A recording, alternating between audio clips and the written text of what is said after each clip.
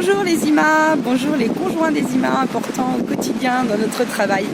Et bonjour à tous les animaux des IMA, poilus, plumeux, tout ce qu'il vous plaît d'utiliser dans vos pratiques. Alors aujourd'hui je viens vous parler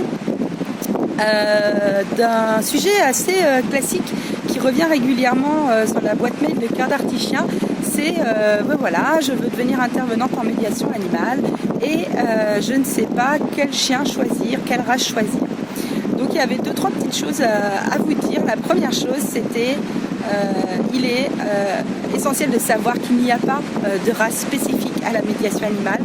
Chez Cœur d'Artichien, on part du principe, comme pas mal de collègues, de dire qu'en fait, ce qui est important, c'est la rencontre que vous avez avec votre animal.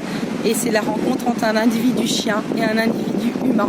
Et qu'il n'y a pas de race faite pour la médiation animale spécifiquement. Donc, vous pouvez avoir des bergers australiens, par exemple, qui sont géniaux plutôt, pour faire de la médiation animale. Et d'autres qui ne sont pas du tout faits pour ça parce que hypersensibles. Et vous avez aussi de super golden retrievers qui sont géniaux pour faire de la médiation animale. Et d'autres qui ne sont pas du tout faits pour ça. Donc on n'est vraiment pas, selon nous, selon plein de collègues, persuadés qu'il y a une race faite ou pas pour la médiation animale. Et chez Cœur d'Artichien, on a une quantité de sélection de chiens possibles et imaginables, à peu près tout ce qui peut se faire. Donc on a des chiens qui ont été sélectionnés par des professionnels de la médiation animale, des éducateurs canins.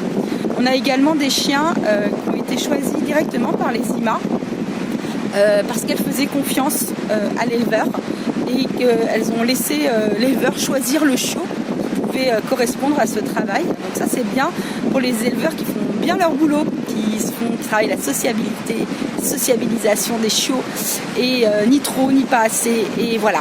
Donc on a également des chiens chez Cœur d'Artichien qu'on a eu adultes, c'est-à-dire qui sont arrivés dans nos vies, ils avaient 18 mois, 2 ans parfois, qui ont fait de super chiens de travail. Alors accompagnés toujours de professionnels du comportement canin. Et on a également des chiens qui viennent de la SPA ou d'associations de la protection animale. Et là aussi, il y a des choses super chouettes à faire avec ces chiens-là, qui vont avoir une intelligence émotionnelle et une capacité d'adaptation qui est totalement différente des chiens d'élevage. Moi j'ai le cas aujourd'hui avec Lutine, qui est une petite chienne qu'on a adoptée cet été à la SPA et qui vient de l'île de la Réunion et qui a un passé un peu catastrophique au niveau de la sociabilisation puisqu'elle a grandi de 6 mois à 1 an dans le box de la SPA, donc il n'y a pas grand chose à mâchouiller et d'expérience de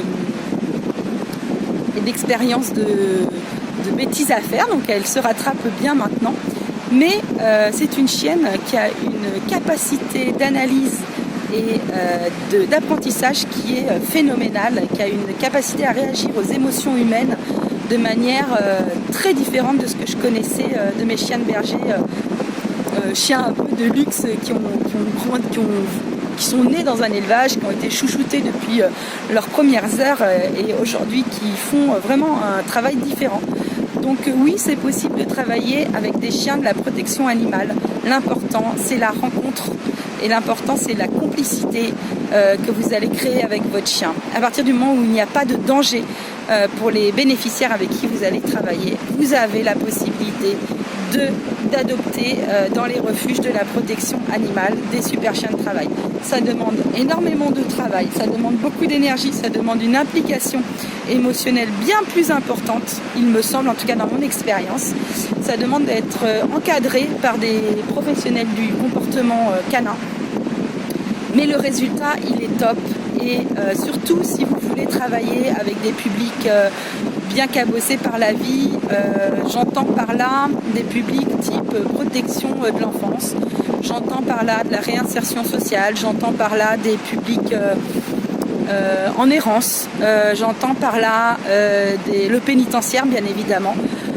Voilà, tous ces publics-là où il y a des vies cabossées, les mettre en lien avec des chiens, avec des vies cabossées, amène vraiment quelque chose de très intéressant au niveau de l'effet miroir dans notre travail.